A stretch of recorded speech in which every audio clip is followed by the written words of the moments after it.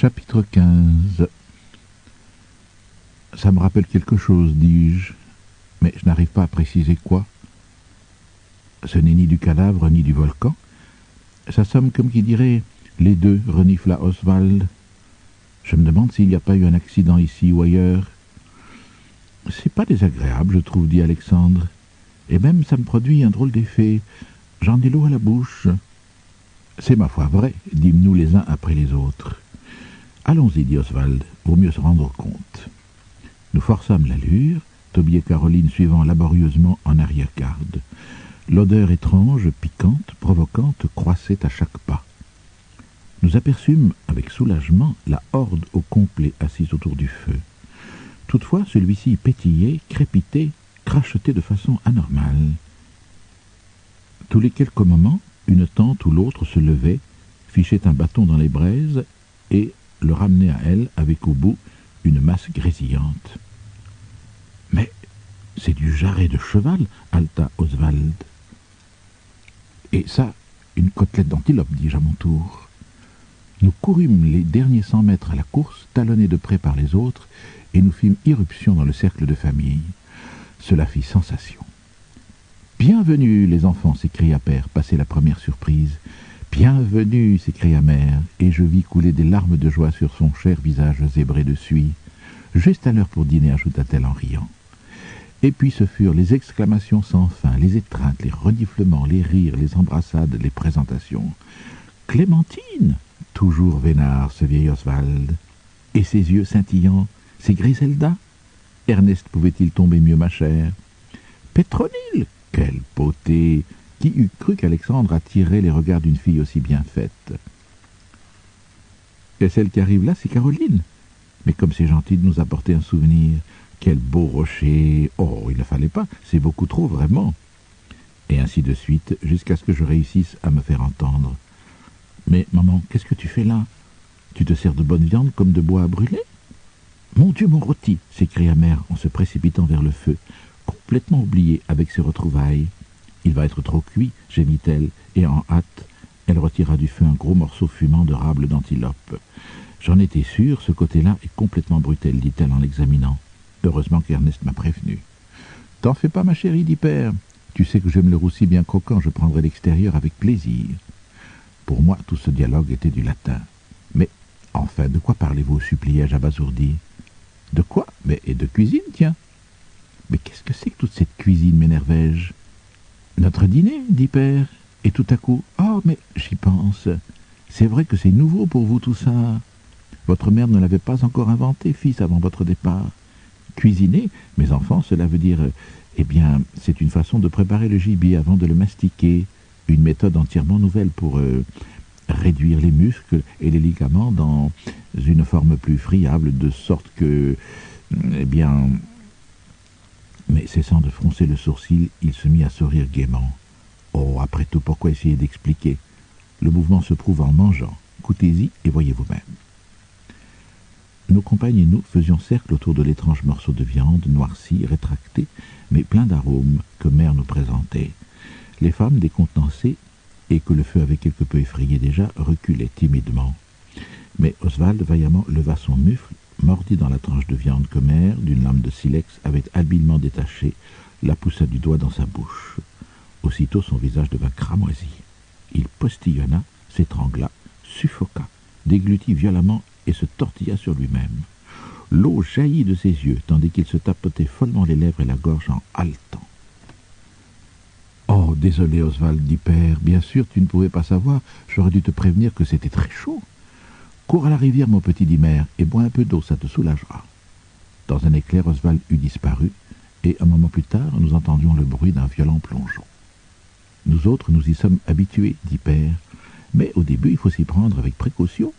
Le mieux, c'est de souffler dessus pour commencer, puis de mordiller petit à petit par l'extérieur. Mais vous verrez qu'en un rien de temps, vous vous débrouillerez très bien. » Munis de ce mode d'emploi, nous nous mîmes au travail. Oswald nous avait rejoints. Nous nous brûlâmes quand même un peu pour commencer, mais ça valait la peine. On eût dit que la viande sous nos dents capitulait sans condition. Le goût, ce mélange de cendres et de chair brûlée, de filets attendris et de graisse fondante, était enivrant. Et le jus, ce jus rouge de l'ambroisie. À peine s'il fallait encore mastiquer sérieusement. La puissance élastique d'un muscle strié qui avait imprimé à un gnou de 300 kilos une vitesse de 80 à l'heure vous fondait littéralement sur la langue. Ce fut une révélation. « Man, comment as-tu dégoté ça ?» m'écriai-je dans l'enthousiasme. Mais elle se contenta de sourire, et ce fut William qui, de sa voix de fille, répondit d'un air important, mais où perçait la rancune. « C'est mon pauvre petit cochon. » Père confirma qu'en effet, William avait eu sa part dans cette stupéfiante invention, dont on était loin d'avoir épuisé les innombrables possibilités. Nous nous souvenions de Chiffon, le chien. Eh bien, après notre départ pour chercher des femmes, William avait recommencé ses expériences, cette fois avec un jeune marcassin qu'il appelait Bobos, et qu'il tenait en laisse au bout d'une liane. Rarement avait-on vu bête plus récalcitrante, plus sale, plus puante. Malgré sa laisse, il vous butait à tout moment derrière les genoux, ou bien courait autour des gens jusqu'à les avoir quasiment ligotés, et il en profitait pour les mordre. Un jour que tout le monde était à la chasse, sauf Mère et les bébés, il s'était ligoté lui-même à une grosse bûche, et Mère, dans la pénombre, n'y avait pas pris garde en mettant la bûche sur le feu. « C'est ce qu'elle dit, » grogna William. Ainsi Bobos fut brûlé vif, dit Père. Mais en quoi votre mère s'est montrée plus que brillante, c'est qu'elle ne l'a retiré du feu ni trop tôt ni trop tard, et qu'elle a deviné qu'il serait meilleur à manger s'il n'était ni trop cru ni trop consumé. Exemple remarquable de pensée intuitive, tranchant dans un éclair au cœur même du problème, synthèse instantanée d'un faisceau d'idées éparses que l'encéphale d'un singe ordinaire serait absolument inadéquat à... « Mais, maman, demandai-je, qu'est-ce qui t'a fait penser que du cochon brûlé serait bon à manger ?»« C'est un peu bête, vois-tu, dit Mère. Je me faisais du souci pour papa, qui se plaint souvent, maintenant, d'acidité, surtout après de l'éléphant pas assez mortifié. Et puis, quand le pauvre goré de William a commencé à grésiller, ça m'a rappelé la drôle d'odeur d'oncle Vania quand il s'était brûlé au talon sur la braise, et celle de tante Pam, quand elle s'était assise dessus, et combien mortifiée leur chair s'est trouvée aux endroits brûlés. Et voilà. C'était donc tout ça, pensais-je, que l'odeur du rôti nous avait paru à la fois si familière. C'est du génie, dit Père, avec un profond respect. Du pur génie. Un pas incalculable pour toute l'espèce. Les possibilités sont prodigieuses. Est-ce qu'on peut cuisiner d'autres viandes que du cochon ou de l'antilope demanda Oswald. Toutes, s'écria Père, plein d'euphorie. Plus l'animal est grand, plus il faut un grand feu, c'est tout. Qu'on m'apporte un mammouth et je me charge de le rôtir. D'accord, je t'en apporterai un, dit Oswald. Fais-le, dit Père, et nous aurons une grande fête de horde. De toute manière, il faut en faire un énorme gueuleton, tu vois ça, avec discours après dîner. Oui, dit-il en nous regardant d'un drôle d'air, il y aura sûrement un discours, vous n'y échapperez pas. Oswald échafauda sur le champ des plans pour une chasse de grande envergure. Dans les jours qui suivirent, je remarquai que Père se reposait pour toute chose sur lui et passait le plus clair de son temps avec Toby dans la brousse, d'où il ne revenait qu'aux heures de repas, gardant un silence mystérieux. Mais je me chagrinais d'Elsa. Elle avait changé. Quand j'avais parlé d'elle à Griselda pendant la lune de miel, celle-ci m'avait dit « Je suis sûr que nous serons de grandes amies », de sorte qu'il m'était venu à l'esprit que nous pourrions bien vivre ensemble toutes les trois, quoi qu'en dise papa, et fonder sous ma loi une fameuse horde. Les chimpanzés ont bien un harem. D'emblée, d'ailleurs, Elsa et Griselda s'étaient beaucoup plu. Toujours fourrés ensemble, Griselda montrait à Elsa comment s'orner le cou de peau de bête et les cheveux d'arêtes de poisson et d'orchidées. En retour, Elsa lui enseignait la cuisine. Mais moi, dans tout ça, j'étais mise à l'écart. Quand je m'approchais d'elle pour lui parler, Elsa me rabrouait. « Laisse-moi tranquille, Ernest, je suis occupée, tu vois bien. » Ou bien, quand je lui donnais les rognons grillés que j'avais trouvés dans ma portion d'agneau, elle les repassait aux enfants, ou même à Griselda en disant « Tu devrais apprendre à Ernest comment se tenir à table. » C'était d'autant plus mortifiant qu'Elsa était devenue entre-temps une jeune femme ravissante, presque aussi généreuse en rondeur et couleur que Griselda. Quant au père, il avait une façon de s'affairer autour d'elle qui m'exaspérait. Quand il rentrait, très las, parfois découragé, de ses expéditions secrètes avec Toby, il ne se plaisait qu'en leur compagnie. On les entendait rire tous les trois. À plusieurs reprises, je tombais sur papa se promenant en sandwich entre elles deux, les tenant l'une et l'autre par la taille. Il ne montrait aucune confusion. Hé, tu vois, criait-il, ton vieux papa peut encore décrocher une paire de jolies filles. Je croyais, répliquai-je fraîchement, que tes intérêts étaient purement scientifiques. Je ne comprenais pas pourquoi il semblait trouver la situation merveilleusement drôle.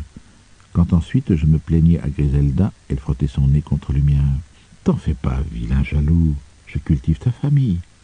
Mais c'est toi seul que j'aime, va, et que je garde. » Mais j'étais quand même malheureux.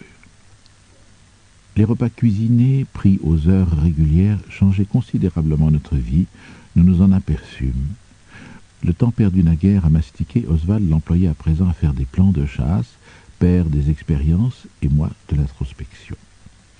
C'était bouleversant d'observer la quantité de choses qui se déroulaient derrière le front, au-dessus des mâchoires, indépendamment de celles qui se passaient devant mes yeux, à tel point que, quand je dormais, ces événements intérieurs ne cessaient pas, se faisaient même plus vifs et plus nombreux. Toutefois, j'en perdais le contrôle, et il devenait comme un reflet sur la surface d'un lac, une étrange image de ce monde extérieur dans lequel se mouvaient mes membres. Et pourtant, dans le monde nocturne, j'avais aussi un corps fantomatique qui parfois filait à 100 à l'heure à travers la jungle, d'autres fois était collé au sol quand désespérément je voulais fuir devant un léopard. Rêverie, facile à dire, mais pas à effacer. C'était d'une réalité tout aussi consistante que mon coup de poing de silex, et si imprévisible, si effrayant que fût le monde extérieur, celui de l'intérieur l'était encore plus.